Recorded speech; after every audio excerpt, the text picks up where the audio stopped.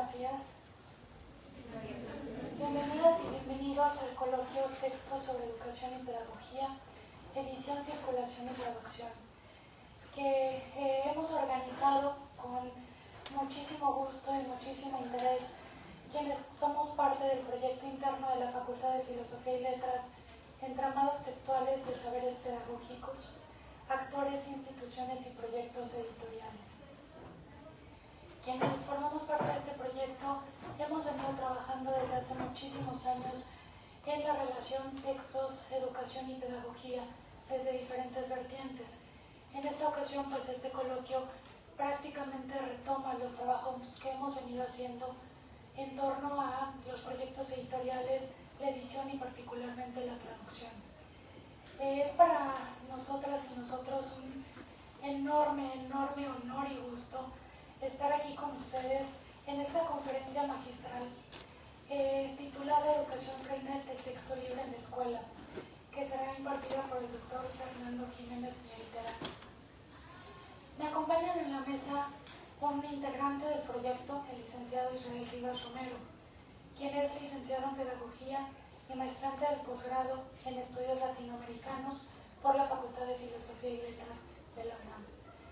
Ha sido ayudante de profesor en esta facultad también y actualmente labora como apoyo técnico en diseño curricular en el Instituto de Investigaciones Biomédicas de la UNAM.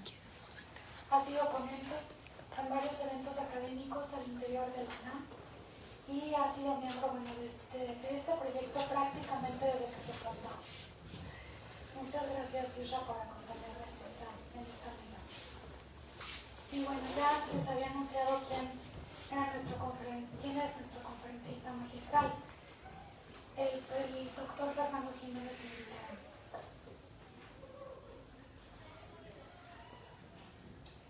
Es profesor e investigador desde hace 50 años en la UNAM, en las facultades de Ciencias Políticas y Sociales y Filosofía y Letras. A lo anterior hay que agregar que es una extraordinaria pluma. Es un escritor y columnista que nos ha regalado obras que sientan precedentes sobre la educación freinet en México, pero en particular cómo, a partir de acontecimientos como el exilio español, contamos con experiencias vivas al respecto. Destaca, por supuesto, el encuentro que tuvo con José de Tapia y Bujalans, su Pepe Tapia, a partir de lo cual nos ha regalado textos, pero sobre todo historias y relatos de vida, y de lo que llama su tanteo experimental, su investigación particular. Para muchas y muchos, hemos tenido la fortuna de que sea nuestro querido profesor, un maestro singular, amable y generoso siempre. Muestra de ello, por supuesto, es que haya aceptado estar el día de hoy con nosotras y nosotros. Muchísimas gracias, profe. Y bueno, pues ahora...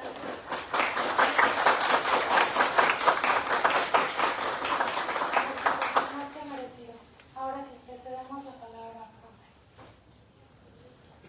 Bueno, pues a comenzar a trabajar. Sí.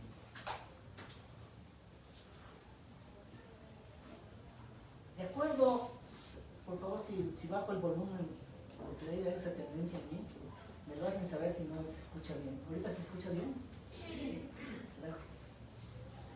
De acuerdo con lo que expondré enseguida, decido emular a Freinet y sus niños y construyo estas páginas como texto, con conocimientos y emociones que bullen dentro de mí. Luego así, pues quiero y tengo necesidad de expresar y compartir con quienes me escuchan, una vez más, los resultados de mi trabajo dignificante y gozoso.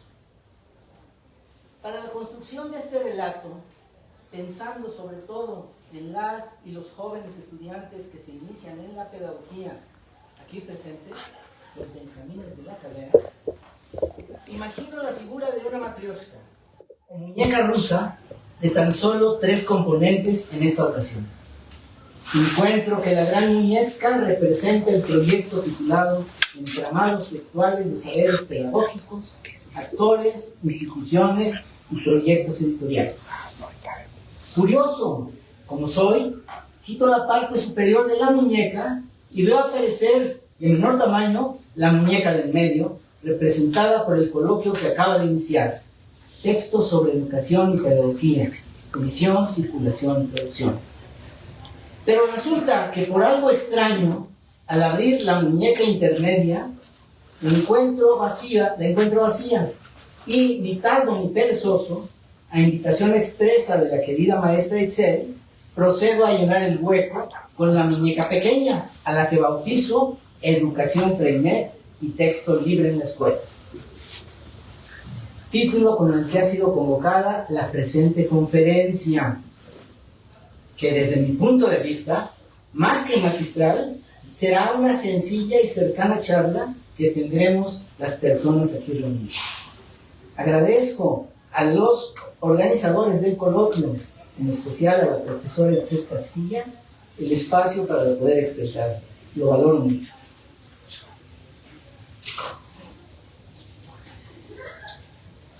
Quiero señalar que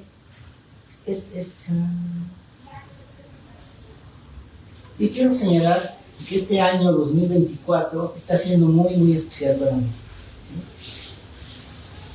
Hace 35 años publiqué por primera vez el libro Un Maestro Singular. Y también hace 35 años dio inicio a la indagación que sobre el tema Freinet tengo muy avanzada en España. Bien, dicho esto, para continuar con el relato, debo advertir que procederé como nunca lo he hecho, como si se tratase de algo con cierto parecido a una obra de teatro. Primer acto, comencemos. Principios de 1979. Ciudad de México. ¿De quién es Freinet y qué el texto libre? No tengo registrada la fecha exacta, pero recuerdo muy bien el suceso. Tuve la inmensa suerte de conocer en persona a José de Tapia y Bujalán, maestro español, cordobés, mayor de 80 años en ese momento. En lo sucesivo, Pepe para todos los asistentes. Pepe me habló de un tal Freinet y su imprenta escolar para la elaboración de textos libres. Pepe, además, manifestó con nostalgia y cariño que en España sus alumnos hicieron textos libres y confeccionaron cuadernos escolares. Antes de seguir adelante, considero pertinente abrir un paréntesis para informar a grandes rasgos y a quienes lo desconozcan quién es Freinet y qué es un texto libre. Célestin Freinet, Francia, 1896-1966, 70 años de vida. Un educador de los grandes, pero de los verdaderamente grandes, que inició su vida como un niño campesino que cuidaba las ovejas de la familia. En su adolescencia, como algo típico de las clases humildes en esa época, Freinet tomó la decisión de hacerse maestro para, en breve tiempo y con pocos recursos, poderse ganar la vida y dejar de ser una carga para la familia. Fue así como ingresó a estudiar en la Escuela Normal de Niza, lugar de donde salió mal preparado al estallar la Primera Guerra Mundial. Por lo tanto, Célestin, en lugar de ocupar un sitio, una plaza como maestro, fue destinado a la línea de fuego, realizando una actuación militar reconocida. Se dice que fue subteniente al mando de una cuarentena de combatientes, a la vez que resultó gravemente herido del pulmón por bala y fue trasladado durante 4 años a convalecer en hospitales. Resulta que en ese espacio fue en donde comenzó a leer y estudiar todo lo que no había aprendido en la escuela. Se empapó de los textos de grandes personalidades que le antecedieron. Rousseau, Rabelais, Pestalozzi, entre otros. Marx, por supuesto, ocupó un lugar preferido en su lectura. Con la salud todavía quebrantada y con grandes inquietudes, Freinet consiguió, después de mucha insistencia, a pesar de la ciencia médica que lo daba por desahuciado y moribundo, consiguió, insisto, que en 1920 le permitieran comenzar a trabajar en la escuela de Barcelona, Alpes Marítimos, bajo la supervisión de un viejo maestro, director, que al parecer estaba por jubilarse. Su práctica docente dio inicio con pocas fuerzas en su cuerpo y en un casi silencio obligado por las pésimas condiciones de su aparato respiratorio, pero con la gran ilusión y compromiso de poder dedicarse al trabajo docente con niños. Una de las grandes preocupaciones de nuestro personaje consistió en preguntarse cómo trabajar en la escuela en esas condiciones. Poco a poco, Celestín Freinet recuperó el habla. Pronto, Freinet se convirtió en un crítico de eso que se conoce como escuela tradicional. Escuela de la rutina, las lecciones, las tareas, los exámenes, etc., que todos los presentes hemos padecido en algún momento de nuestra vida. Escuela identificada por Freinet como escolástica.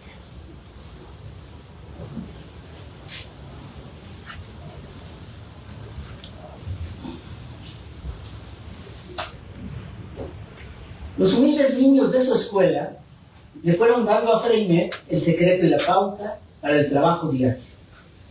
Freinet no tardó mucho en exclamar y presumir que los niños eran sus verdaderos maestros. Confió en ellos, los observó, los escuchó y supo que lo esencial sería que en lo sucesivo se facilitara que los niños hablaran con naturalidad de sus cosas.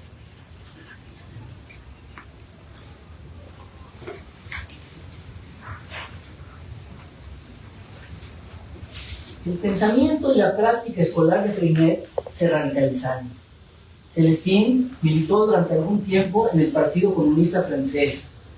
Al final de cuentas, igual que lo hizo con la escolástica, con la que cumplió definitivamente, Freinet se alejó de la escuela nueva que estaba imperando en Europa y creó su escuela popular moderna, subrayo popular moderno, con un gran contenido social para dar servicio a los hijos del proletariado. No hay que perder de vista ese carácter distintivo de la pedagogía femenina. El pueblo, el proletariado, los obreros. Freinet niega que lo suyo sea un método. Dice que lo que propone son simples técnicas de trabajo, inacabadas. Llega a decir: yo solo pongo la primera piedra, después vendréis a erigir el monumento. Y quienes erigían el monumento en su escuela eran los niños, claro. Ponía la primera piedra y los niños se construían todo.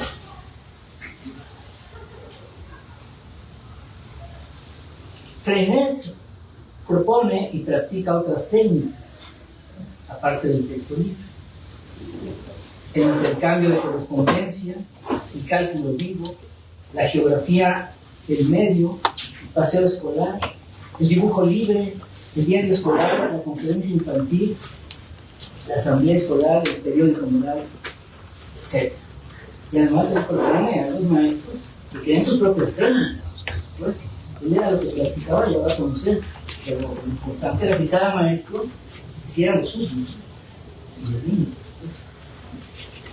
Bien, pero lo que nos ocupa es el texto libre. Hablemos un poco entonces de el texto libre en técnica. Elise Freinet, la esposa de Freinet, trabajó tanto como él en la propia escuela, escribió muchos libros, escribió mucho la obra, trabajaba con los niños, etcétera, etcétera. Era muy querida por los niños, era la mamá Freinet durante los años de guerra, etcétera, etcétera. ¿Sí? Elise Freinet, en una entrevista que le hace de manera muy espontánea y muy rápida, dice, cuando le preguntan, ¿qué es lo más importante? Y ella dice, la técnica Freinet se resume así: ¿cómo dar la palabra al niño? ¿Cómo dar la palabra? Y yo diría, aunque en la publicación no aparece ningún signo, ¿sí? Pero sí aparece el cómo subrayar, el cuadro, yo diría que tanto con el interrogante, o sea, preguntándose cómo darle la palabra al niño, pero también como una admiración, es cómo dar la palabra al niño, una exigencia. Palabras de niño, palabra de los niños que es rescatada gracias a los textos. O sea, ¿cómo dar la palabra al niño? Con los textos.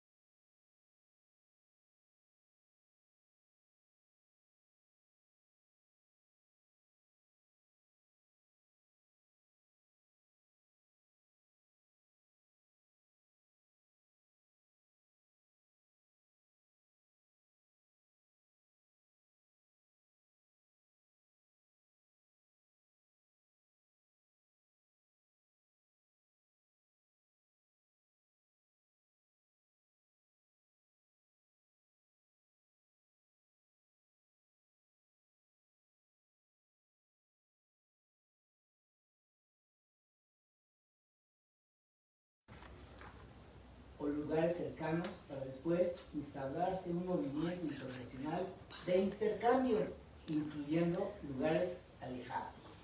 El lugar más próximo, y quizás no tanto de intercambio, pero sí de acercamiento de los textos libres, era el propio hogar. Era el propio hogar. Hay un caso muy hermoso en donde los niños sabían que llevaban sus textos, que eran discutidos con sus compañeros, que algunos eran seleccionados porque les gustaban más, había votación, que cualificaba la democracia, etc. Y que esos eran los que pasaban por el dominio de la imprenta, ¿no? El maestro tenía que encargarse de que cuando menos una vez de repente todos los niños pasaran por el dominio de la imprenta, aunque sus textos no fueran de los más que apreciados por sus compañeritos.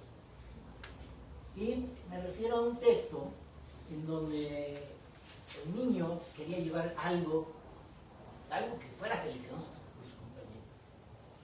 Y entonces llegó y le dijo a su abuela, una mujer iletrada, le dijo: abuela, cuéntame la receta esa de la que nos has hablado, no recuerdo si eran de alubias o qué. Y la abuela le narra la receta, el niño toma nota, etc.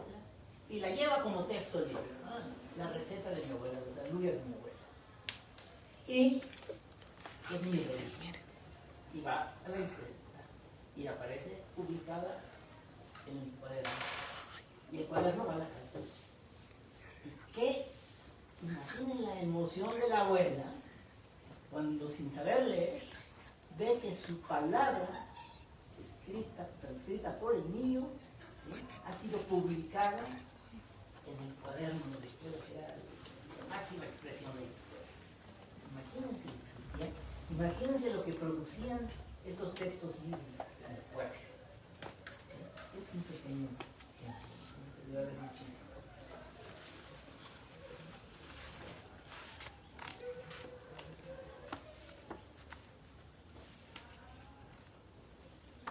Intercambio primero de cartas, después de textos libres y cuadernos escolares. También se intercambiaban productos de cada región. Ahí te van las nueces. Y del otro pueblo les mandaban otro, los producían. Entonces llegaba la carta, llegaba el cuadernito y una caja, un paquetito con algo. Y no llegó a faltar el intercambio de personas. Los escolares se movían, iban de un sitio a otro. Y para el intercambio resultaron fundamentales los aportes, los servicios de los humildes carteros de aquella época. Antonio Benáñez, un entrañable maestro, privatista, encargado de la Escuela Nacional Mixta de Bañuelos de Bureba, Burgos, propició que sus alumnos compusieran varios cuadernos. Después escribió muchas cosas, entre ellas se refirió precisamente al cartero. Y dijo así, entonces, verán ustedes que les produce. Llega el cartero. No, perdón, llega el cartero. El cartero es la consabida exclamación. Visita diaria, pero de categoría. Todos suspendemos el trabajo. Enseguida se forma un grupo cerca de la ventana donde hay más luz. Entre mi correspondencia van a menudo unos cuadernos de color, dobladitos y con una faja. Los niños ya lo saben, es lo suyo. Se los doy. Lo primero que miran son las santos. Cómo ríen a veces. Luego lo leen y lo discuten. Si les veo muy interesados, dejamos el trabajo. Lo primero es lo primero. Un momento así, ya vale. ¿Qué duda cabe? Por todo un día de derecho. A continuación, paso a explorar el asunto de la traducción de los textos anunciada en el coloquio. Caso concreto, los textos libres. El intercambio internacional referido, por supuesto, abarcó países que se comunicaban en distintos idiomas. Y eso pudo haber sido una traba insuperable, pero no. Pero no. En la cooperativa se encontró la salida del problema gracias a la utilización del idioma internacional conocido como Esperanto, a través de los servicios de traducción prestados por la Comisión de Correspondencia Escolar Internacional. El servicio abarcó los idiomas francés, español, portugués, inglés, alemán y esperanto. Fíjense bien, algunos freinetistas en España, es el caso que conozco más, al respecto, llegaron a pronunciarse porque la enseñanza del esperanto en las escuelas fuera la segunda lengua. Pongo aquí esto, el inglés en aquel momento no pintaba. El esperanto era muy importante. Y José de Tapia era un esperantista. El maestro Pepe, cuando yo le pregunté, cuando terminamos el libro, y estaba cerrado ya, estaba a punto ya de tener el borrador listo, faltaba algo, que falta la dedicatoria del libro. Y entonces le pregunté a Pepe, le dije, Pepe, ¿a quién le dedicas el libro? Y dice, ¿cómo yo? Claro, Pepe, ese es tu libro, ¿a quién se lo dedicas? Y no, a los obreros esperantistas de Peñarroya, Pueblo Nuevo del Terreno, en un pueblo donde ella se dejaba, donde había tenido mucho contacto con obreros que hablaban del esperanto, que él les había ayudado mucho y me han ayudado muchísimo. Y hasta el final de su vida se fue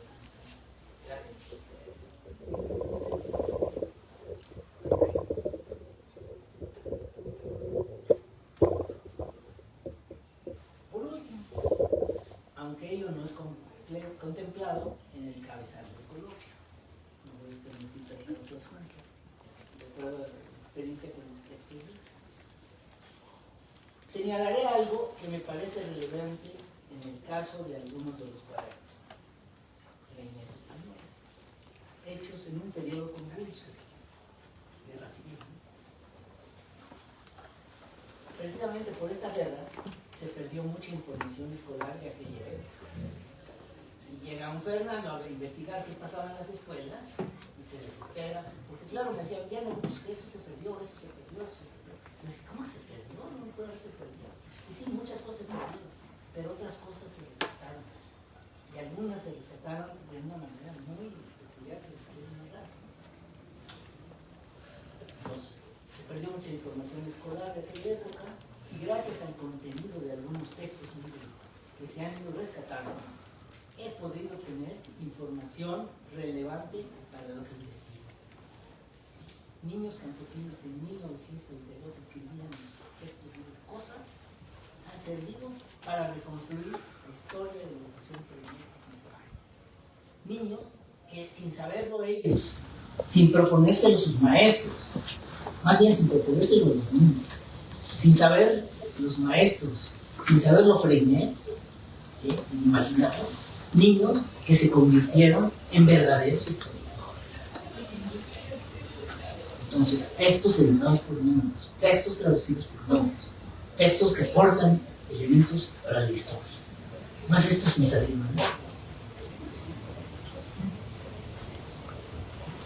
Y yo pongo aquí y lo digo. Ante esos niños y sus maestros, ante Freinet y José de Tapia, me quito el sombrero.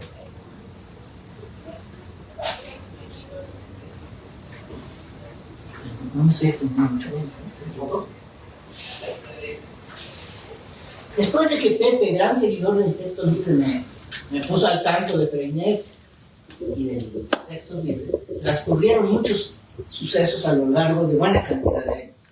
Conocí a la maestra Chela, esposa de Pepe.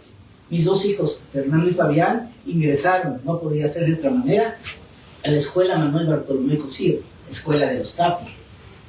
Gracias al trabajo realizado por mis hijos, en la imprenta o por imprenta, llegaron a la casa los primeros textos libres que tuve en mis manos. Comencé a charlar con Pepe de manera directa. Me interesé por su vida, pensamiento y obra. Lo convencí, no sin dificultades, de realizar entre los dos el libro Un maestro sin par. Terminamos el libro a finales de 1988. Pepe cumplió 93 años en febrero siguiente. Le regalé una copia fotostática engarbolada del borrador de nuestro libro. Lo disfrutó. Unos meses después, en mayo, Pepe murió y yo quedé hecho polvo. Sediento, yo había contactado con España unos meses antes. Pues deseaba ir a Hurgar, yo sabía que Pepe era muy próximo. Deseaba yo ir a Hurgar lo que mi amigo había dejado en su país antes de venir a México. En un periodo sabático en la universidad, que tuve en la universidad, fui a dar con mi familia a Barcelona, Córdoba y Lérida. Estuve en primer momento 6 meses. Después he realizado constantes viajes por España. Insisto, aunque creo que no lo dije, pero bueno, lo digo ahora, que casi todo lo que estoy señalando aquí está escrito de manera mucho más detallada, más cuidada, etc., en mis libros. Bueno, una vez expuesto lo que va hasta aquí, segundo acto, continuemos. 1990, gran salto, ¿no? 1990, Montoliu de Lérida, Cataluña, España. 2004, Palma, Mallorca, Baleares. Y 2016, nuevamente en Montoliu. De la importancia de publicar facsímiles de los cuadernos escolares. Quiero tocar aquí un asunto que es muy importante. Publicar facsímiles. Y para quienes no lo sepan, porque no todos estar obligados a saberlo, un facsímil es la reproducción tal cual de un documento. Facsímil de la Constitución de 1857, de la de 1917, facsímil de los cuadernos escolares. Reproducción de los cuadernos escolares. Con impreso, claro. No puede ser de otra forma. A finales de 1989 llegué por primera vez a Barcelona. Mi propósito fue indagar ahí lo que hubiera sobre Pepe. Félix Carrasquer, maestro anarquista, compañero de Pepe, llegó a decirme con franqueza que veía que yo había ido a buscar datos de Pepe hasta por debajo de las piedras. La verdad, faltó poco. El 7 de febrero de 1990 ya estaba yo en Montoliu de Lérida. Era el pueblecito donde surgió la técnica pulmón, donde trabajó José de Tapia, donde hay gratísimos recuerdos de Pepe. Entrevisté a personas que conocieron a Pepe. Fui en el momento más oportuno, después ya pues, empezaron a morir todos. Había metido nadie. El último falleció hace 2 años. Iba a cumplir 100 años. Una estudiante, un alumno de Pepe, con quien tuve gran amistad. Entrevisté a personas que conocieron a Pepe, especialmente a sus viejos alumnos. Me contaron muchas cosas sabrosas de la estancia de Pepe en el pueblo. Me mostraron objetos. Conocí la bicicleta en la que se trasladaba la familia Tapia para hacer sus compras, para hacer sus contabilidades Pepe, para hacer su trabajo, etc. Una bicicleta que estaba arrumbada ahí. Se fue muy bien, me dijo una señora, venga, le voy a enseñar algo. ¿Qué me va a enseñar esta mujer? Y ahí fui. Y de repente levantó una sábana, un trapo, y estaba ahí una bicicleta oxidada, ¿no? Sí, 15, hace 2 años. Me dice, esta era la del maestro, del señor Pepe. Ella no le decía el maestro, del señor Tapia, el señor Tapia. Y por supuesto hoy en día la tienen muy conservadita, hacia el mundo, ¿no? Quizá ya ni se lo crean que soy la de aquellos años. Pero me mostraron ese tipo de objetos. Una cama, una cabecera de una cama. ¿Y esto qué es? Esta era una de las camas que José Tapia y su mujer, Catalina, cuando se fueron del pueblo, repartieron todo. Y esta señora tenía ahí la cabecera. No es que la usara, no la utilizaba, no era la cabecera del mismo momento de su cama, no la tenía ahí, pero tenía algo.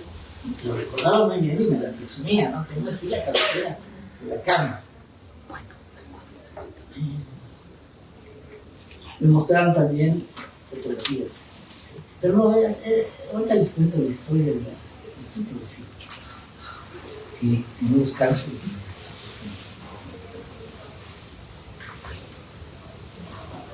No, de una vez. O sea, yo iba obsesionado a buscar cosas. Y una de las cosas que yo más deseaba era la fotografía de José de Tapia rodeado de sus niños. ¿Sí? Y miren ustedes, aquí está la fotografía. ¿Sí? Pero les voy a contar cómo apareció esta foto. Porque yo a cada uno de los que iba viendo decía la foto y yo, no, algunos se acordaron que sí hubo una foto, pero pues, quién sabe, la guerra, ¿no? La foto no estaba. Y yo dije, pues no hay foto ya, ni modo, ¿no? Tampoco. Y entonces, un domingo, ya no iba en plan de entrevistar a nadie, sino me fui con la cámara fotográfica, en aquel entonces no había telefonitos, nada de eso, yo iba a la máquina grande, pesada, la minolta, para hacer las fotos. Y el pueblo estaba vacío, era domingo, pero de repente sonaron las campanadas de la iglesia y vi que la gente empezaba a moverse. ¿Sí? Bueno, el llamado a misa, ¿no? Y entonces, un señor al que había entrevistado se detuvo a saludarme, conversamos unos minutitos, ¿sí? Y a punto de despedirse, vio, no sé por qué, hacia la esquina, a una persona. Gracias, después me enteré bien de lo que pasaba. Vio algo y me dijo, espérese, no se vaya, por favor, no se vaya, espérese. Y yo, pues, ¿a dónde más voy a ir? Espera. Y no tardó más de 5 minutos, 5 o 10 minutos, todo estaba cerca. Y regresó. Y regresó. ¿Y saben con qué regresó? Con un cartón en la mano que no tenía antes. Él llevaba un cartón. Y ese cartón era la foto. Y yo dije, ¿qué pasó aquí? ¿Qué pasó aquí? Y entonces, fíjense, ese señor que me había dicho que no sabía de la foto, en el momento preciso en que estaba hablando con él, ve en la esquina a una señora y se acuerda de que esa señora posiblemente sí tenía la foto. Fue con la señora le dijo, sí la tengo, y la prestó y me la llevó. Por supuesto me interesó mucho charlar con esa señora, hablar con ella, etc. Es más, creo que la señora se acercó también a mí, eso ya no lo recuerdo bien, pero hablando con la señora, le pregunté, oiga señora, ¿a qué se debe que usted sí tiene la foto? Nadie más la tiene. Y me dijo, mire usted, ve a este niño y me señaló. Y dije, sí, quiero que lo vea. Pues ese niño es mi hijo. Y ese niño, esta fue la última fotografía que le tomaron en su vida. Ese niño murió, mi hijo. Es el único recuerdo que tengo de él, visual, ¿no? Y por eso lo guardo.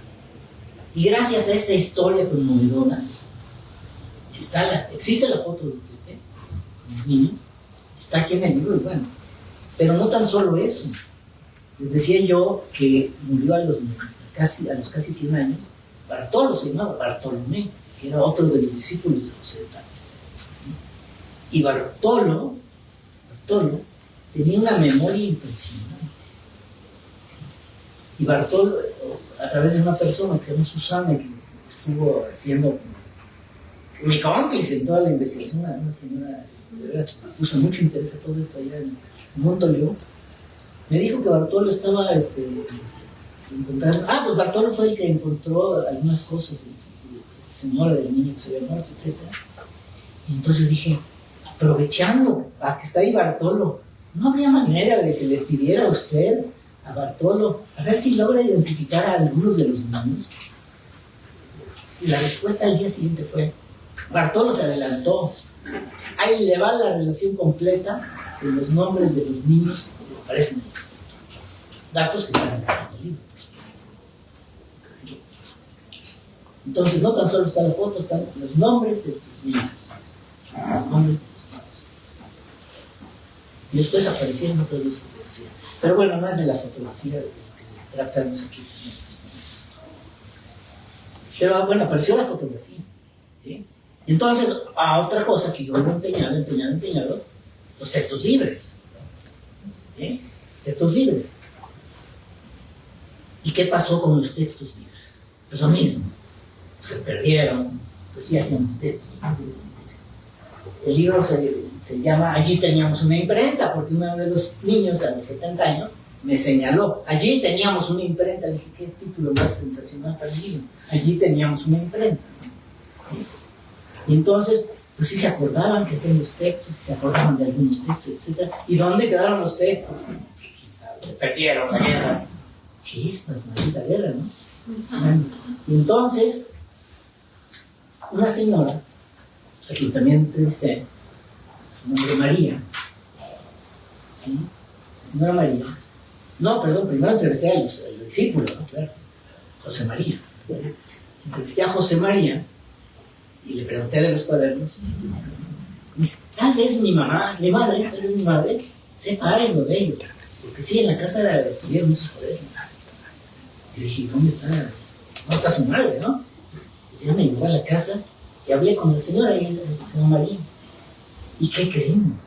Que la señora María, no sé cómo hizo, y sacó, me dice, aquí está, el cuaderno. ¿Sí?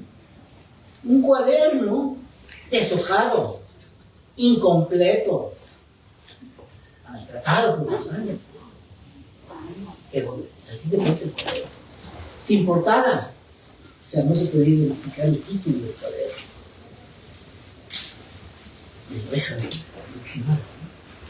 ¿Qué es nada? Señora, estaba yo en Montoleón, un pequeño pueblo, no muy lejano de la ciudad capital Mérida, ¿eh? Un coche de hace unos 20 minutos, en transporte público, ¿sí? Pero bueno, no deja de ser un pueblo, ahí está, donde hay mucho confort, etc. Creo que ya últimamente hay farmacia, pero no más de eso, en un lugar donde venden algo de víveres, frutas, etc. Todo hay que ir a tocar la ciudad. Por lo tanto, una fotocopiadora, pues vaya usted a, ya le dicen a la fotocopistería, ¿no? Vayan usted a la fotocopistería, que ya era mi trabajo. Y yo me desplazaba pues, en el transporte público, en el autobús, que había uno de ida y otro regreso todo el día, ¿no? O sea, tampoco es que ahorita me tomo el autobús y voy a la fotocopistería y regreso, nada de eso. Pero yo decía, esto no se puede quedar sin fotocopiar. No había nada de descarga, nada de esas cosas, ¿no? Fotocopiarse. Y entonces, pero además yo quería una buena fotocopia. Y no tan solo eso, quería una fotocopia. Y en Barcelona, yo ya había encontrado un buen fotógrafo, estaba haciendo un trabajo. Yo viví en Barcelona e iba a leer constantemente. Y en una de esas ideas fue cuando sucedió esto. Y entonces le dije, señora, ¿sabe qué me voy a decir? Señora, ¿sería usted tan amable de prestarme el cuaderno?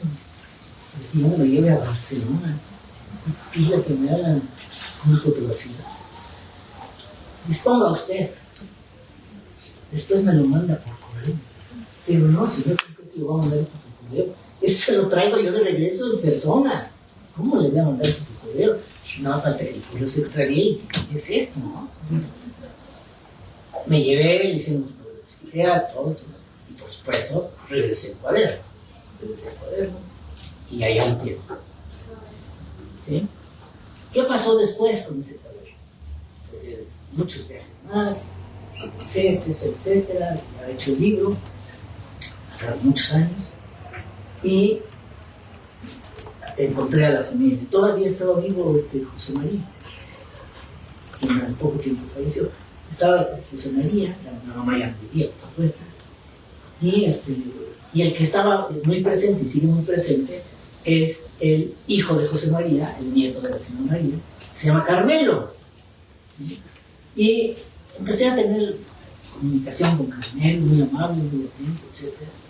Pero tampoco había mucha confianza al principio.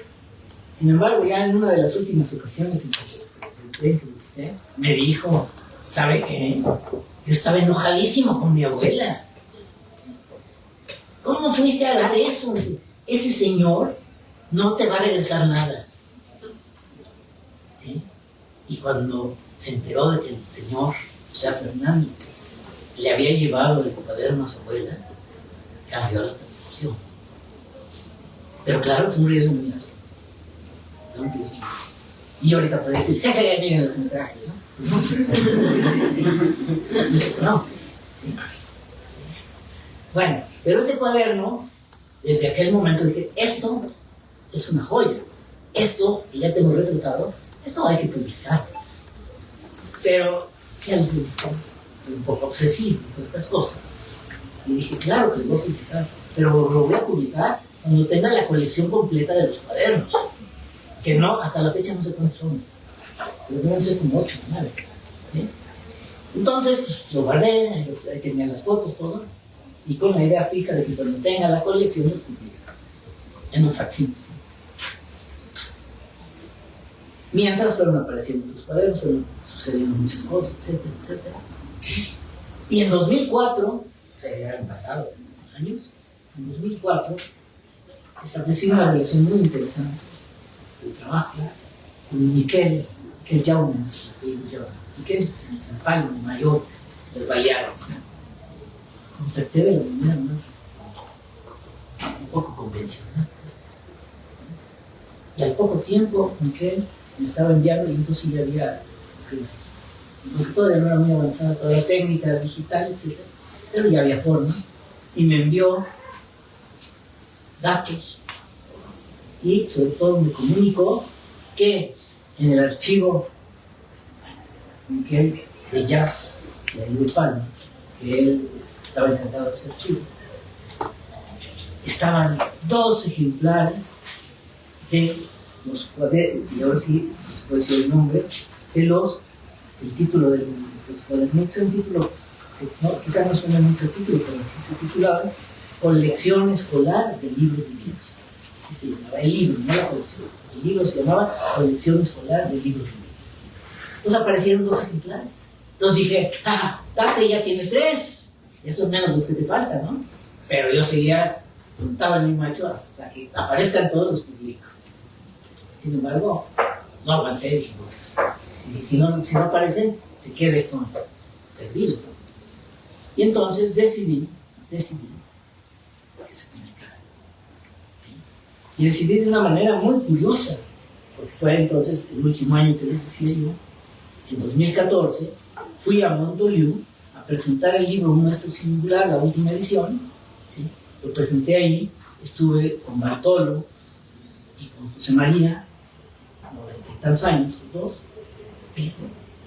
Les entregué el libro a nombre de todos sus compañeros, a nombre de la Tapia, etcétera, etcétera.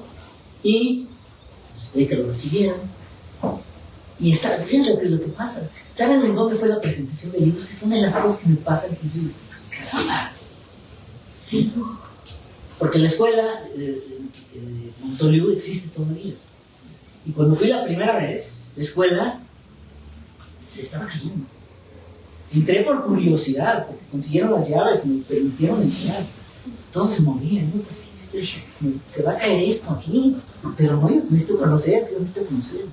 Entonces me dije, mire, es un edificio pequeño, en fin, 2 plantas.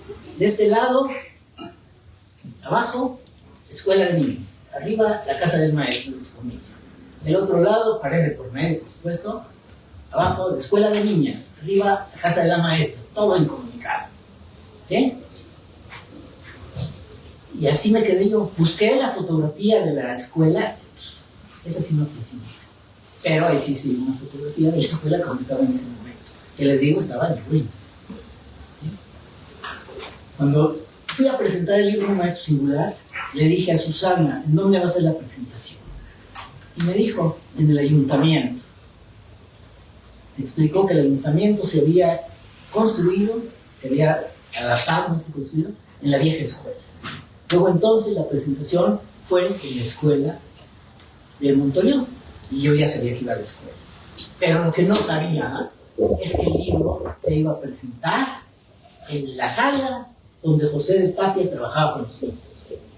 ¿Sí? Porque pudo haber sido arriba, pudo haber sido en la de niñas, no. Fue la sala, y no es que la hayan escogido, simplemente era la sala indicada para este tipo de libro. En esa sala se presentó el libro nacional. Y yo sentía que estaba ahí José de Tapia. Y de repente estaba en la presentación, y de veras, créanme, porque así fue, y dije, ¿pero qué está pasando? Tú con esta gente tienes una deuda, Fernando. Tú los veniste a entrevistar. Y todas esas entrevistas se habían quedado en la casa, las tenía yo en la casa, en los cassettes, estaban transcritos algunos con lápiz, etc. Y les dije, ¿saben qué? Yo tengo una deuda pendiente con ustedes. En poco tiempo les voy a regresar un libro de escribir. Y me vine a México y a darle. Primero no encontraba las entrevistas, después ni siquiera me animaba yo a ponerlas en la grabadora. ¿Qué se encontraron? No, se escuchaban todo. Poco a poco, y fue así como salió este libro. Este libro, en la primera parte, está todo el texto construido, como me dijeron los discípulos de Pepe, de gente del pueblo, etcétera, y por otro lado, el facsímil de los 3 cuadernillos. Y yo me siento muy satisfecho de ello. Pero además, una buena noticia. Creo que este libro, hoy mismo lo podrán consultar, ¿sí?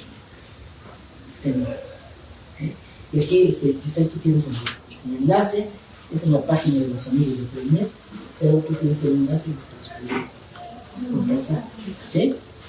Entonces tienen ese libro, además de que hay algunos, no muchos, pero hay algunos ejemplares físicos. Interesante. Bien. Ya casi.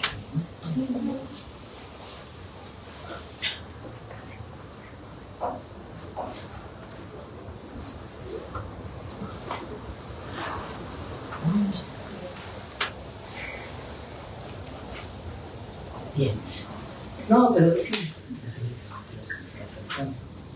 Porque quiero ilustrar en un caso muy concreto, además es en este coincide que son los cuadernos escolares, porque podrían ser los de otro maestro, de otra escuela, ¿no? En el caso de José Carter. En un primer momento, ahora ya lo sé, y se lo puedo decir, la educación Freinet en España inició en 1932 y estos cuadernos son de 1933. ¿Sí? Pero estaba deshojado, no tenía fecha, no tenía nada. ¿Sí? Y yo necesitaba precisar el año en que había iniciado a practicarse el Freinet en España. ¿Sí? Porque rápidamente, cuestiones políticas, etc. No, pues si la República empezó en 1931, pues claro, esto fue de la República y lo ubicaban en 1931. Yo decía, a ver, ¿con qué criterio? No me cuadraba, pero tampoco podía yo decir que no era de 31. Y había quien decía que eran de antes, y había quien decía que eran después. Yo dije, ¿cómo saber? ¿Cómo saber? Vamos a ver. Y entonces encontré un texto que me voy a permitir leer, es muy cortito. Lo voy a leer, yo tengo transcrito aquí, pero está en el... Se titula El lunes por la tarde, entre paréntesis, 6 de marzo.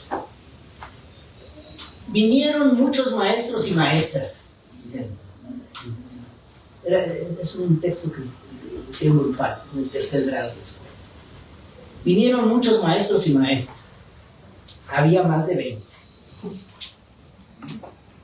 Primero se miraron la sierra y los trabajos de madera. Luego cogían los cuadernos y los leían. Algunos escribían en un papel lo que les contaba nuestro maestro y lo que veían. Luego estuvieron en la biblioteca, fíjense, en la biblioteca, campo, ¿no? Tenía su biblioteca, viendo las cosas. Cuando salieron, miraron la imprenta y los cuadernos que hacemos. Una maestra le puso el sombrero Ardebol, y un maestro le preguntó cómo se llamaba. Después marcharon y subieron al auto. ¿Sí? Salimos nosotros y les decimos adiós. Y ahí termina el texto.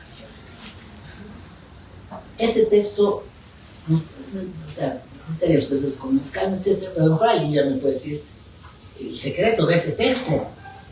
Niños historiadores. ¿Sí? Porque yo dije, yo me quedo con esto. Claro, yo he buscado por todos lados. Insisto, lo que buscaba era el año. Y entonces, de repente veo, dice aquí 6 de marzo. Sí, pero yo busco ese año. Pero ya sé que el 6 de marzo se practicaba Freinet, porque aquí hay un texto libre del 6 de marzo. Pero el 6 de marzo, ¿de qué año? 31 tenía 6 de marzo, 32 tenía 6 de marzo, 33 también tenía 6 de marzo, por no seguirle con el demás, ¿no? Y entonces dije, ¿qué hacer? ¿Qué hacer? ¿Qué hacer? ¿A alguien se le ocurre qué día? Así vamos de pronto. Pues bueno, ¿no? ¡Ah! Lunes por la tarde, lunes. Ah, ya sé que es el 6 de marzo, pero en el año todavía no está. Y ya fue más sencillo. Porque me fui a los calendarios, 31, 32, 33, y descubrí que 6 de marzo, lunes, solo en 1933.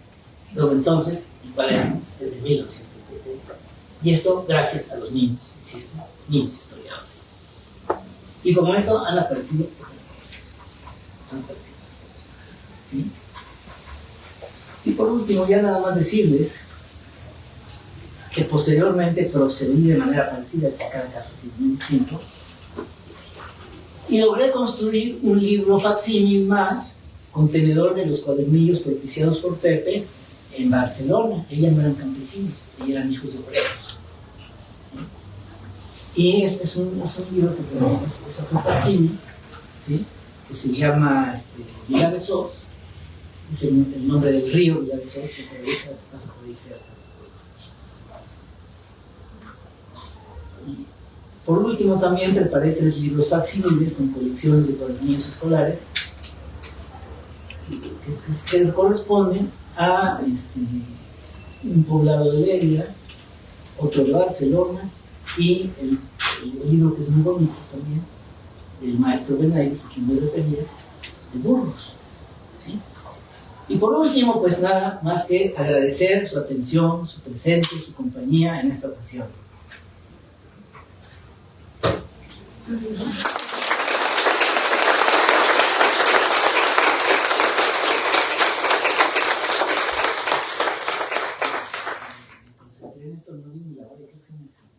No pasa nada. Muchísimas gracias, profe, por lo que nos acaba de compartir. Y bueno, habría muchísimas cosas en las cuales detenernos, evidentemente. Cuando pensamos en los proyectos y cuando pensamos en el coloquio y en el nombre y demás, jamás nos pasó por la cabeza muchas de las cosas que aquí se han hablado. Pero me remonta a una pregunta con la que iniciamos, y ya no me dejará mentir, que era ¿qué es un texto? Y lo que nos acaba de compartir me lleva a pensar más bien en que la pregunta habría que cambiarla y plantearnos más bien qué no es un texto, ¿no? Porque lo que nos compartían, ¿no?, sobre cómo una receta, cómo una foto puede traer tantas cosas, ¿no?, tantos detalles, y que nos pueden permitir tener o contar con diferentes indicios o huellas como aportes para la historia, ¿no?, y de diferentes cosas. Creo que eso es bastante valioso. Por otro lado, me parece importante destacar lo que estaba como título, ¿no?, de este cuaderno, ¿no?, lo de libros vividos. Yo creo que si se han acercado a los libros del profe Fer, encontrarán eso. O sea, libros que nos relatan experiencias de investigación, pero sobre todo de vida. Y no solo de él como en ese trayecto, sino de quienes nos narran, ¿no?, también ahí en esos textos. Entonces, bueno, ha sido muy valioso, por supuesto, para mí a nivel personal volver a escucharle como si estuviera en clase de nuevo, obviamente. Y por todo lo que ha recuperado y que de verdad nos regresa, por lo menos, a seguir pensando en el proyecto, ¿no? Cómo esto cotidiano se puede convertir en extraordinario, y que cuando hablamos de textos, edición, traducción, circulación, no pongamos la mirada únicamente en los que se han y las que se han consagrado como grandes autores y autoras, ¿no? Creo que regresar a estos ejercicios siempre vale mucho, mucho la pena. Y bueno, me gustaría ahora pasarle la palabra a Israel para que haga algunos comentarios, si es que tiene alguna pregunta, y después abrir una ronda de preguntas también de ustedes. Si quieres responderte. Bien, buenas tardes, bueno, ya es mediodía, ya casi es mediodía. Pues le agradezco mucho al doctor, me da mucho gusto conocerle. Es pues profesor de muchas generaciones y también a quienes lo seguimos a través de los textos nos enseña y nos hace como ver un buen de perspectivas en torno a esta cuestión que son los textos, la pedagogía Freinet. Y me parece a mí que lo que nos propuso el día de hoy, esta conversación, esta charla, nos hace ver un buen de cosas, al menos a nivel de investigación, ¿no? Ustedes quienes están formando colegas en el ámbito de la investigación pedagógica, identificaron quizás que hay un tratamiento de fuentes escritas, del uso de fotografías, de esta parte que implica la curiosidad de ir a entrevistar a alguna persona y preguntarle, oye, ¿dónde está tal persona? ¿Dónde está tal registro? ¿No? Esta parte de las fotografías e incluso cómo se pone en juego la ética de la investigación, ¿no? Pedir prestado un registro tan importante como es una fotografía, todo lo que nos compartió el doctor, regresarlo y de cierta forma también retribuir, ¿no? A partir pues de estas publicaciones me parece que fue una muy buena lección de investigación pedagógica. Entonces habría que aprovecharla, ¿no? Ahorita estaba viendo que medio mundo estaba haciendo noticias, ¿no? Bueno, con respecto al tema de la pedagogía Freinet y cómo dar la palabra al niño, se inserta en un contexto que es bien interesante, que es Europa en el siglo XX, ¿no? Cuando ya está esta parte pues muy asentada de la modernidad, que hay que decirlo, pues era adultocéntrica, que estaba muy centrada sobre todo en el tema de la racionalidad, de la circulación de textos que justamente promovieran el desarrollo científico. Y justo algo que me parece a mí que irrumpe, que es la propuesta que nos esbozó el doctor Fernando, es el texto libre como una técnica que le devuelve la voz o que le da una nueva voz a las infancias, ¿no? Que es algo que ya Rousseau nos había anticipado en el siglo XVIII, así como otros autores, pero ya en el siglo XX entra como con una mayor consistencia, ¿no? O sea, cómo es que los niños pueden decir algo del texto libre como un lugar no solamente de la racionalidad, sino también de los afectos. ¿Qué sentimos, qué compartimos cotidianamente en las aulas? Y entonces, bueno, ¿cómo lo sistematizamos, no? Y algo que también se relaciona con la pregunta muy pertinente que hacía, ¿qué no es un texto? Con esta parte que el doctor nos comentaba, que no solamente son textos como nosotros habitualmente lo conocemos, codificados con palabras, sino también que implican el uso de la imagen, ¿no? Y además que involucran pues la presencia activa del niño o de los niños de las infancias, por decirlo más ampliamente, en estos procesos que implican, bueno, pues la escritura del texto, que eso es algo que pues es muy habitual, luego la edición del texto, que ya implica un tratamiento diferente, luego la impresión y por último la circulación. Y esto es bien importante porque ustedes se han dado cuenta, bueno, quienes están involucrados con la docencia y todos que hemos sido pues, alumnas del sistema educativo nacional, a veces resultaba que pues escribíamos un texto y de pronto pues lo tiraban a la basura, ¿no? Y ya se quedó ahí y se olvidó. Y acá con la pedagogía Freinet y con lo que nos compartió el doctor Fernando, nos hace ver que los textos son muy valiosos, incluso que hay esta oportunidad de que si los guardamos en algún otro momento pueda funcionar como una fuente, ¿no? Para identificar toda esta parte que nos decía de los calendarios, de las fechas, de cómo es que incluso pudiéramos hacer un rastreo de cómo es que los niños vivían en ciertos contextos particulares, ¿no? Es como es que estos textos se convierten en una fuente para la investigación. Y bueno, nada más, pues, como otro comentario que me parece muy, muy importante, es que al menos como pedagogas, pedagogos, debemos de estar muy comprometidas con esta parte de identificar en el ámbito de la historia de la educación elementos que nos puedan servir para el presente. O sea, ¿qué nos puede servir de la pedagogía Freinet para el presente? Nosotros si hacemos intervenciones en educación formal o en educación no formal o en cualquier espacio educativo, podemos pensar estas técnicas Freinet como una herramienta para darle voz a las personas con las que trabajamos, ¿no? Sobre todo porque debemos de tener un enfoque humanista, un enfoque crítico, y me parece que seguir haciendo que los libros del doctor circulen, que nosotras mismas leamos directamente a Freinet, pues nos abre muchas cosas, ¿no? Muchas letras para seguir analizando e interviniendo en los contextos educativos de una forma mucho más pertinente. Entonces, bueno, sin nada más que agregar, me gustaría cederle la palabra pues, al público. Si alguien quisiera preguntar algo, un comentario. Sí, no, ahorita dos cositas. Una vez que Freinet a los maestros, un libro muy hermoso que se llama Conceptos a los maestros jóvenes, les decía, gastad poca saliva. O sea, cállate y déjate a los escolares. Y yo digo lo mismo, Fernando hasta toca el libro y deja que hablen ellos, hay cosas muy importantes que decir. Sin embargo, sí quisiera, antes para dar más elementos a las intervenciones, señalar algo, por lo que decían ustedes hace un momento, ¿no? Claro, yo le hablaba de los niños, ustedes retomando de los niños, pero sí quisiera yo que reflexionáramos un poco. Freinet es cosa de niños, es educación de niños y ya. Para mí ha sido un desafío, porque yo no trabajo con niños en la escuela. Y sí trabajo con universitarios, con estudiantes, etc. Y trabajo con Fernando. Entonces digo, para mí, primero, todo lo que escribo ahora son textos libres. Si no lo escribo libremente, ¿para qué escribo? No, eso no sirve. Pero, ¿cómo llevar a Freinet, cómo llevar todo esto, el texto libre, a la universidad? Y alguien me decía, no, Freinet, cosa de niños. No, pienso que no. No sé ustedes qué opinan. Aquí hay varias personas que han estudiantes míos, que tienen que tener, etc. Me gustaría también incorporáramos esto en una charla.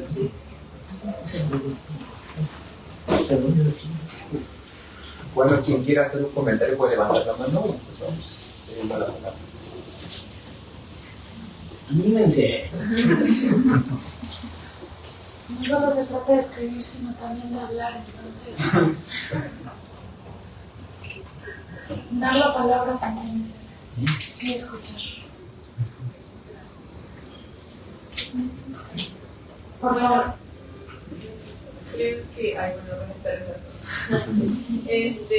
Bueno, siguiendo la línea de lo que plantea el profesor, en cuanto a si solo Freinet es para niños, yo diría que no. O sea, yo me acerqué a Freinet gracias al profesor y yo soy un adulto, entonces creo que todos tenemos algo que decir. El uso de la palabra, desde que la dominamos, puede existir algo significativo y que se puede desarrollar en cuanto a nuestro ámbito hacia la pedagogía.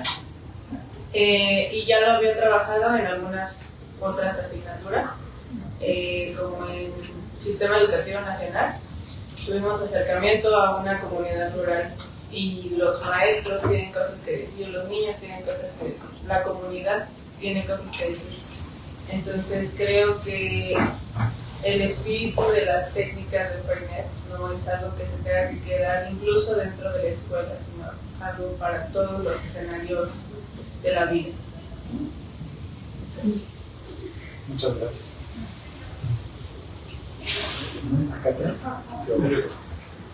Bueno, pues muchas gracias, Fernando, por contarnos esta historia, que también es tu historia, que es una historia de larga data, como lo has descrito. Pues se me ocurren como muchas cosas que decir.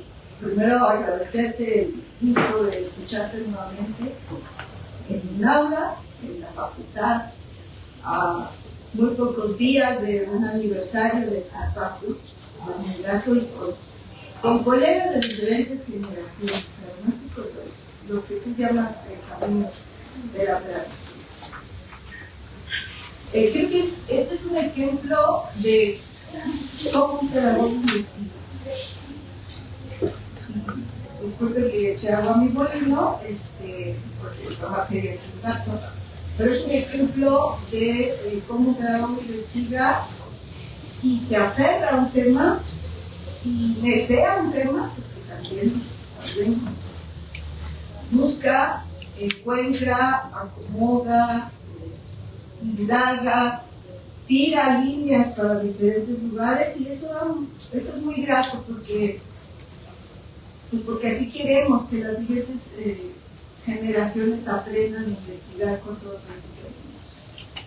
La segunda es que coincido que hay muchos textos y quizás en nuestra mente solo estábamos refiriendo a aquellos que son producidos con palabras o con letras, pero también es cierto que podemos tener enfrente de nosotros muchos de estos textos, fotografías, textos producidos por los estudiantes, por la institución, por el Estado, por las políticas, por la academia, pero necesitamos herramientas para leer esos textos. porque de lo contrario puede haber ahí encerrados mucha información y no tener elementos para ver. Entonces creo también que necesitamos enseñar esas herramientas, donde alguien podría haber visto un cuaderno viejo guardado por una madre que quería mucho a su hijo, o una foto que es un recuerdo. Los pedagogos encontramos otras cosas, porque creamos esas miradas. Y eso también esperamos enseñar a todas las generaciones de pedagogos que transitan por nuestros espacios. Y la tercera es que sí, nosotros producimos muchos textos, y ya me referiría aquí al Colegio de Pedagogía, particularmente porque creo que nos inclinamos mucho que los estudiantes produzcan textos. Su trabajo final, su ensayo, su reporte de lectura y un montón de cosas que nos inventamos que tienen que escribir. Y quizás no hemos encontrado la manera de cómo hacer que este material también diga de nosotros mismos, de sus profesores, del universo, del lugar en donde sus profesores están viendo el educativo, de lo que ellos están produciendo y ahora ven. Yo creo que tú estás de acuerdo conmigo que no tengo esa antigüedad que tú tienes, pero sí hemos pasado generaciones muy diferentes y que producen cosas muy diferentes en función de preocupaciones específicas que les están pasando. Quizás deberíamos explotar más esto, y sé ustedes que son muy inquietos. Las propias producciones de los estudiantes pueden decir mucho de cómo les estamos enseñando y también mucho de lo que ellos están recibiendo de la pedagogía y la educación. Y la última, pues no la puedo dejar pasar, sé que está en la lista de los temas del seminario, es como hoy Freinet vuelve a estar en la mesa de la escuela pública en este país a partir de una propuesta pedagógica y curricular que tiene sus dificultades, por supuesto. ¿Qué propuesta pedagógica no la ha tenido? Pero el que hoy regrese el pensamiento de Freinet a la escuela pública, pues por supuesto que da mucho gusto. Quién sabe cómo termine, pero una vez que ya se descubrió, creo que va a ser muy difícil que se vuelva a retirar. Pues más bien, más que preguntas, son como comentarios. Muchas gracias a los organizadores y a ti. Gracias. Acá sigue levantado el mano. Realmente, creo que lo que podría decir que es un punto de la pedagogía en sí, pero no de la pedagogía. Me estaba usando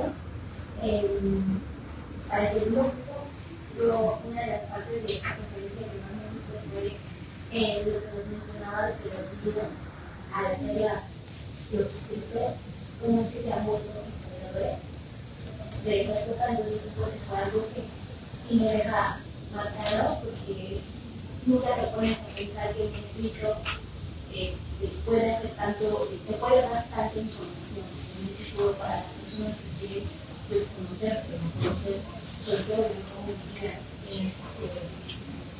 También no conozco mucho sobre la técnica Project, pero me gusta mucho lo del texto libre, porque yo siento que nos abre más a, como usted, maestro, nos dice, de buscarse, tenerse conocimiento. Yo siento que nos abre las puertas a no solamente quedarnos en un solo lugar, sino empezar a buscar y pues aprender a investigar. Muchas gracias. Ok, entonces está claro. Pues sí, todo lo que han comentado en este coloquio es para ponernos a reflexionar, y algo que ahorita me puso a cuestionarme fue de cómo podemos traer todo lo de Freinet, no solo a los niños sino también a los universitarios, y pues creo que es siempre estar involucrados en los proyectos. Creo que Freinet siempre está involucrado también en esa parte, y no solamente en la parte infantil, sino que esto se puede llevar en una asamblea, se puede llevar en los coloquios. Y ahora como universitarios que somos nosotros, creo que siempre por tratar de seguir ese sueño, sonar un poco romántico, pero es que es eso, los niños empezaron con un sueño a lo mejor. Yo creo que no dejar de imaginar, no dejar de crear, eso nos ayuda como universitarios a no perder esa esencia, sino de que sigamos en esa involucración, y no solo como individuos, sino como ese conjunto que somos de pedagogos, inclusive a lo mejor aquí hay otras personas que no son pedagogos, pero en esa investigación o en esa parte de seguir creando, estar involucrados y no dejar esos sueños atrás, o sea, no estar trabajando con personas que a lo mejor no tienen una inspiración, porque todos tenemos una inspiración y creo que trabajar desde ello nos puede ayudar a seguir creciendo y eso, y traerlo como universitarios, no solo como niños, seguir pensando como niños, aunque ya no lo seamos, pero creo que eso nos puede ayudar a que nuestra imaginación pues siga creciendo a pesar de que somos personas ya adultas. Gracias. Sí, bueno, buenas tardes, primero que nada. Y mucho gusto, doctor, por conocerlo. Quisiera hacer un comentario. Yo estudié en el CCH Sur, el bachillerato, y en sexto semestre tuve la fortuna de conocer la revista Imagínate, por la que es una revista escolar, es editada por la maestra Ana Payán. Y justamente me acuerdo mucho de todos esos temas. Ella conoce a la maestra Chela Tapia, conoce a varias personas que usted mencionó. Y bueno, tuve la oportunidad de participar en la revista, justamente con texto libre. En ese momento yo no sabía bien qué era la pedagogía Freinet. Y ahorita que estoy en mi proceso de titulación, yo soy de bibliotecología, no tengo mucha relación con la pedagogía, pero en el diplomado que estoy en titulación, que es de Humanidades Digitales, pensé en qué usar, ¿no? qué tema tocar para mi titulación, y no pude pensar en otra cosa que no fuera esa revista que tanto me regaló, porque pues en ese momento yo no sabía lo que era publicar, no sabía lo que era escribir libremente. Entonces considero que esa revista me dio muchas bases para que pues ahora me guste mucho como la escritura, la edición, la corrección de estilo, etc. Mi proyecto va de cómo usar estas dos técnicas Freinet, que es tanto el texto libre como, pues, antes de esta práctica yo pensé que la imprenta escolar era una técnica, pero ahora veo que es un instrumento. Cómo aplicar estas dos técnicas en el ámbito digital, ¿no? Cómo se puede equiparar un texto libre con una publicación digital, cómo se puede equiparar la imprenta escolar con imprimir la revista y que salga a la luz a producirse. Entonces creo que esta conferencia me quedó como anillo al dedo para la titulación, y pues estoy muy agradecida y voy a seguir consultando su bibliografía para seguir con mi proceso. Ya cuando tenga mi proyecto de titulación, pues ya sabré.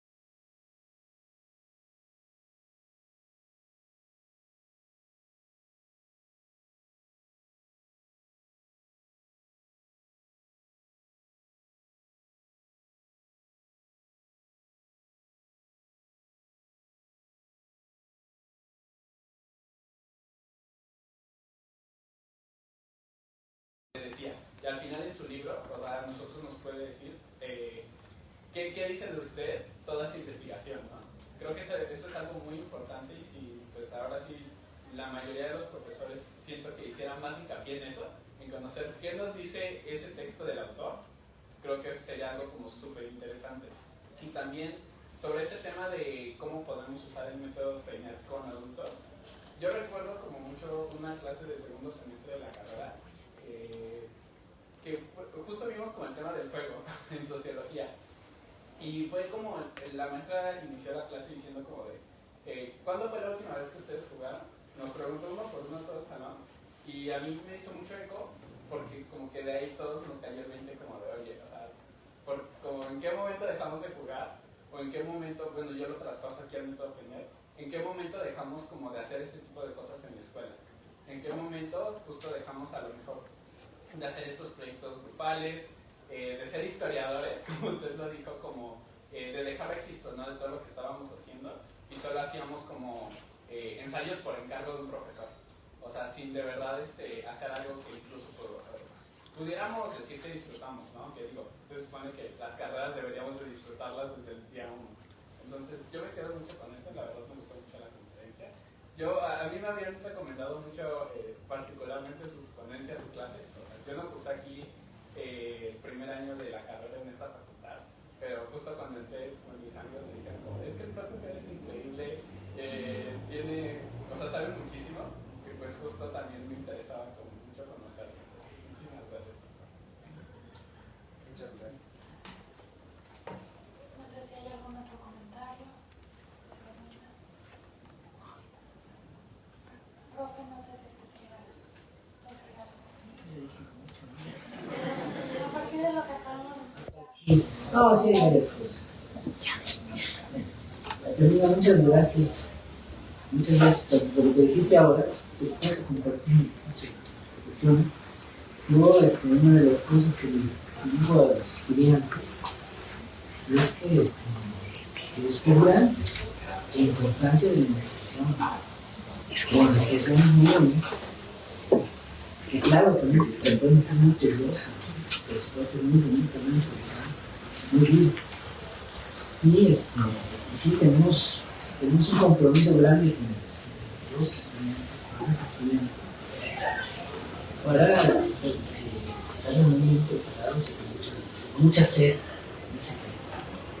Y gracias también, porque bueno, yo no había visto, tenía idea que estábamos pequeños este lugar, y por supuesto no había mucho.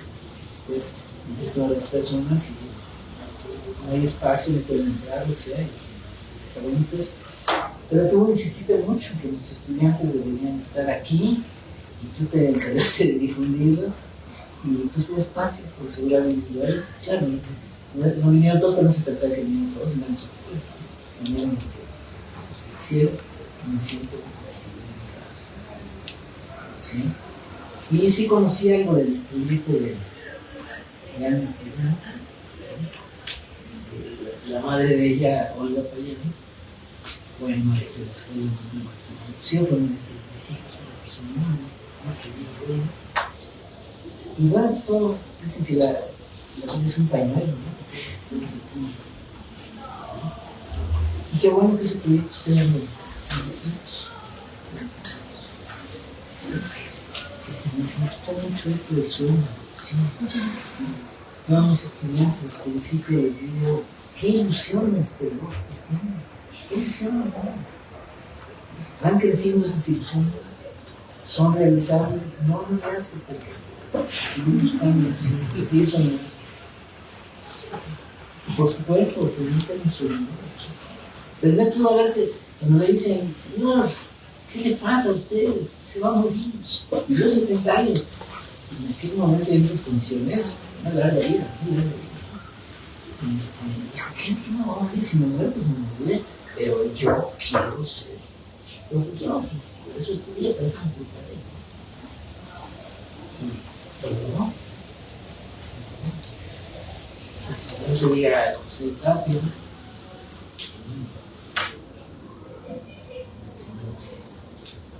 Me dio un legado enorme, ¿no?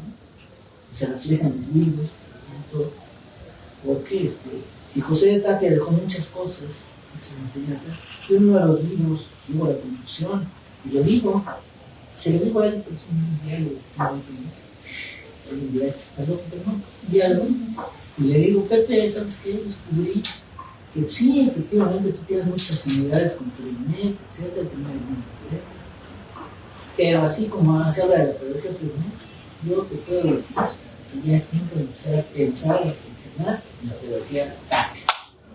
Porque el futuro importante es grande.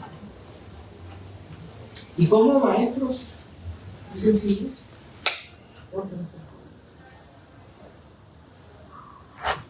Sí, alguna vez alguien me recordar, alguien me decía, ¿cómo te la aprendí en la universidad? Aprendí ni siquiera no tiene ninguna licenciatura, es pedagogo. Y no. Pero sí, aportan muchas cosas. Empezando por ser muy sencillos. Y pues me da mucho gusto que nos vayan siguiendo estas cosas. Agradezco mucho de veras este espacio por difundir, porque a veces soy estudiante y creo que se sabe mucho de los procesos que investigamos. Pues que nos quedamos un poco en el cubículo, en el espacio ahí, y nos hace falta toda esta cuestión de socializar, de difundir, de discutir. Me da gusto saber que hay utilidad en estas cuestiones. No sé si hay alguna otra cosa. ¿Algún otro comentario?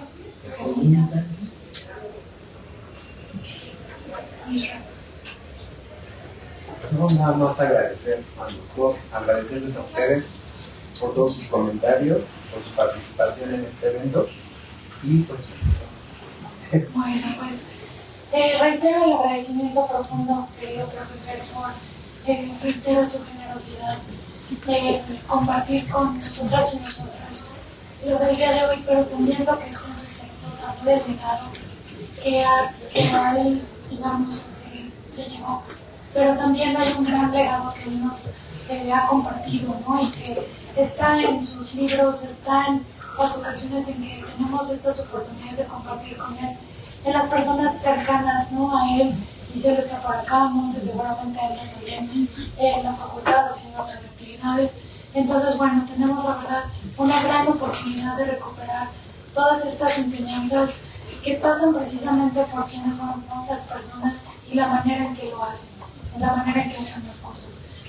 Ya en el proyecto tenemos una lista que crece y crece y crece de pendientes y cosas por trabajar, pero bueno, sin duda ya la lista creció, ¿no? A partir de lo que hemos escuchado el día de hoy y de lo que seguramente seguiremos escuchando.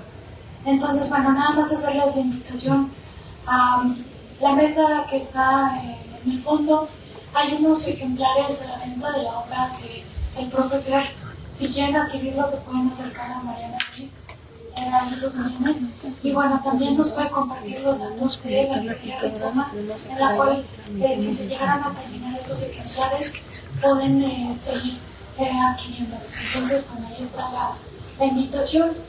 Y bueno, pues continuamos con nuestro coloquio con la primera mesa de ponencias a partir de las 12. ¿De acuerdo? Muchísimas gracias. Que pasen un bonito día.